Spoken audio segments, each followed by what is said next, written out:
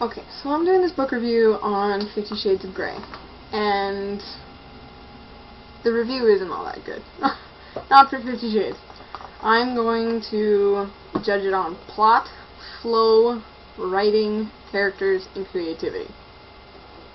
The plot, I gave it a 2 because I realized that this was written as fanfiction, but if they were actually going to let her, which they did, publish this book, get it published, do all of that sort of thing, then they should have, I don't know, told her to redo some stuff. I'll go on the similarities of Twilight later.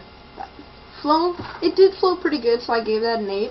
You know, I wasn't jumping back and forth between things that weren't even relevant. Writing, I gave it a 2, because maybe I'm a snob, but it really seemed like a high school student was writing this, and that's pretty bad. Characters, I give it a 6, more because of Christian, because he actually had a backstory. I would have given it a lot lower, but she didn't have one. You know, the only bit that even touched on her backstory was that she had like 4 dads. Creativity, 2, even though it started out as fanfiction, characters don't change a whole lot, and she didn't have to put a whole lot of thought into it. Come on. So, similarities between Twilight and 50 Shades of Grey. He tells her to stay away, he's beautiful, strong, mysterious, saves her from being molested by a drunk idiot. Okay. Bella and Anna both have harebrained mothers. Both men stalk the women. He speaks as if he's from another time, and I understand why Edward does in the Twilight books, but I don't get why Christian does. He's not a vampire. He wasn't around. He says it's impossible to stay away. First time she gets into his car, he's listening to classical music. Kind of like Edward. They both play piano. Lots of floor-to-ceiling walls in his place, which I thought was a really, easy thing for her to change. Anyway, she forgets to eat, just like Bella. The waitress likes him, go figure. Oh, and neither of the girls like expensive gifts. Oh, so that's Twilight thing. But getting more into it, he gasps a lot. And I'm not really around people who gasp a lot. And maybe she should have used a different word, like inhaled sharply, which is 2 words, whatever. But, come on, he gasped. He gasped. Oh.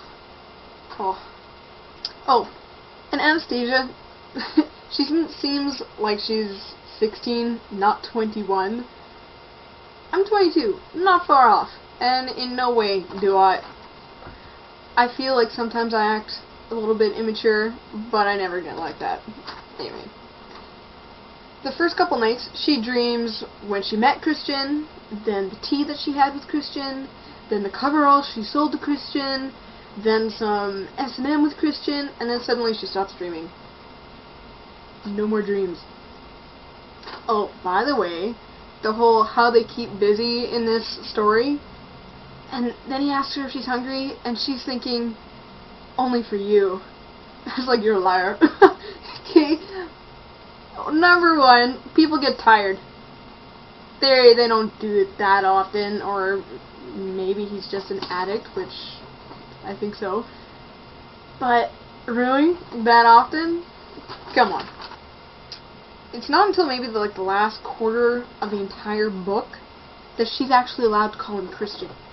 I mean, he calls her Anastasia through basically the entire thing, but he's like, only my friends and close friends and family are allowed to call me Christian. Yeah, whatever. Her pigtails. Oh my goodness. That's something, I think most 16-year-old girls even know not to do. No pigtails. If you were 16 and up and you're wearing pigtails, quit it. Quit it now. Okay, because it's wrong. Look it up. It's wrong. Don't do it. I saw this one girl and she's like, I'm Asian, so is it okay? Technically, if you like pigtails and you want to do it, go ahead. But I'd say refrain after a certain age, because it's just not cute anymore, and it makes you look like a child. Oh, there was also a brief, you hang up, no you hang up, you hang up, no you hang up, and then they went on. But seriously, maybe it's a British thing. Maybe. Oh wow. Oh. Okay, all of these toys and things that he uses, I wonder if she ever really realized that all of the other 15 women that he led into this red room of pain, he used them on them too. I think there should have been a little section in there that talked about, you know, sterilization of the toys. There was no resolution in this story. None whatsoever. It ended on a cliffhanger. I don't want to get the second book. It's going to be awful. And just as bad as the first one. Actually, I've heard it's worse, and the first one's the best one. So, and I'm not exactly impressed with this one, so I don't want to get the second one. But it just ended with him and her breaking up, and then it was, as soon as she cried, oh, turn the page, there's no more. That's not an ending. Harry Potter ended. Lord of the Rings, they had endings of battles, and kind of like a resolution of where they were going to go into the next book. Twilight did too. Twilight had endings. But that's really irritating. As someone who likes books, and who likes to write and all those things, and someone writes a book and it doesn't have an ending,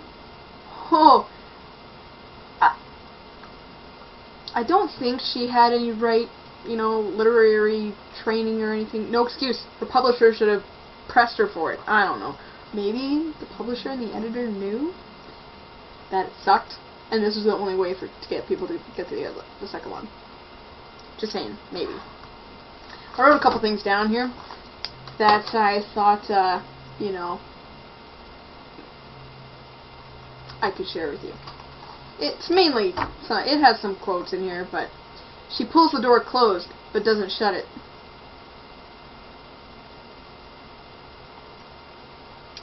Interesting. She should show me that trick, 'cause I don't know how to do that. Oh, she writes like a teenager, and then every once in a while she puts in an adult word that I have to look up, and I feel like an idiot doing so. She put, the sluice gates open. What are the sluice gates? Or, I might be saying that wrong. But, it's her way of saying crying. Crying. Man, just use floodgates, you're not that creative. Anyway. There's one scene in the book where I would have said screw you to Christian Grey.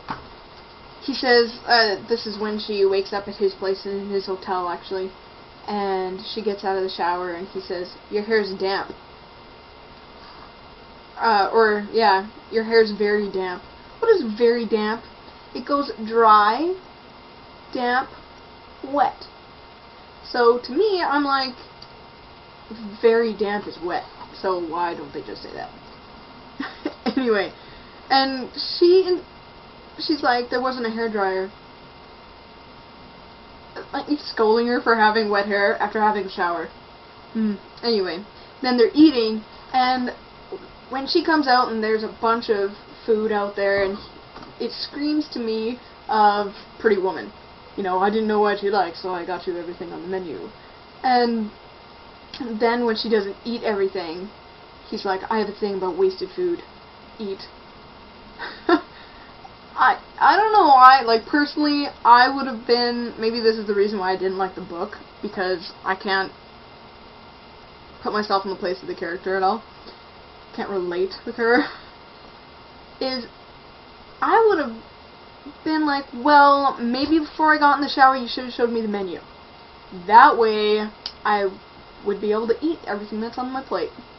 Or, better thing yet, when I got out of the shower, you shouldn't have ordered everything already.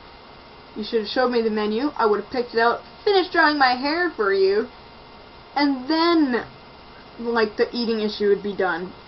I had to get off that rant and just shut it off because I'd be one person to put down my fork and say screw you and walk out. Anyway, aside from that, I will keep on going. Another one is, she has a quote in there, or a line. Gripping his arms, I feel his biceps. I read that, and I was like, that's it? And I was thinking, no, I grip his arms tightly in my palms and feel the muscle of his biceps as he holds me against him. What is wrong with that? Anyway, like, did she not edit this? Oh. And later on she says, I smile. Mission accomplished. Big time. Period. I grin. Period. Big time. Period. Stupid. Oh, is she crying in there? And I would be thinking, really? She's crying again. There was only one or two cries in there that I actually thought were deserving of a cry. Maybe I'm heartless. Who knows? But there was one time, even she didn't know why she was crying. Like, I got to it, and it was basically because in her second or third meeting with Christian Grey, he didn't kiss her. And she goes on like, unbidden and unwelcome tears pool in my eyes. Why am I crying? I sink to the ground, angry at myself for this senseless reaction. Drawing up my knees, I fold in on myself. I want to make myself as small as possible. You should. You should. Maybe you're crying because you're such an idiot. I don't know. Whatever. She has this inner goddess thing. My inner goddess is thrilled. My inner goddess roars. That was my favorite one. The roaring inner goddess. And how could you not like that? Stupid or not. There's one part where Christian Grey is turning to her and he says, it makes you feel demeaned, debased, abused, and assaulted. Do you think you could just try to embrace these feelings? Deal with them for me? That's what a submissive would do. I can't explain how bad that sentence is. It's so wrong. So wrong. Oh. Anyway. I have some quotes, and so if you don't want to listen to these quotes, that's fine.